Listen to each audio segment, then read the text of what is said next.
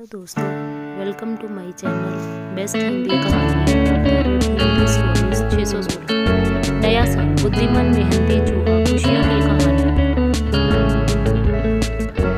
नया साल और बुद्धिमान मेहनती चूहा, खुशियों की कहानी। New year and hard working rat, a story of happiness. Jerry चूहा, नया साल, मेहनत और खुशियों की कहानी। The mouse, a tale of new year, hard work and joy, a Hindi story for kids. नया साल, बहुत समय पहले की बात है। एक छोटे से गांव में चूहे का एक परिवार रहता था। वहां का सबसे बुद्धिमान चूहा था जिसका नाम जेरी था।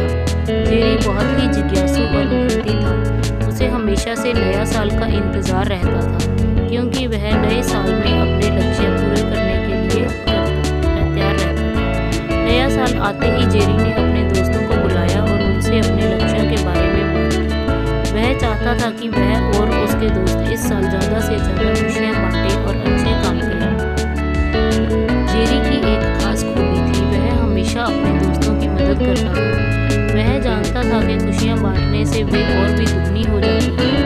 एक दिन जेरी के गाँव में एक बड़ा ताऊजी आया। ताऊजी ने गाँव वालों को अपने बच्चों के साथ बड़ी उत्सुकता से नया साल मनाने का आह्वान किया और जाते समय ताऊजी ने जेरी को भी बुलाया। नया साल और बुद्धिमान मेहनती चूहा, खुशियों की कहानी। ताऊजी ने सभी बच्चों के बैग को गुड़ियों और खिलौनों से भर दिया।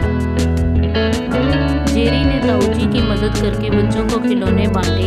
उसने देखा कि जब बच्चे खुश होते हैं तो उनकी मुस्कान से उनकी खुशियाँ दुगनी होती हैं। जेरी ने समझा कि खुशियाँ बांटने से ही वे दुगनी होती हैं। उसने तय किया कि वह अब और भी ज़्यादा लोगों की मदद करेगा और उनकी खुशियाँ बांटेगा।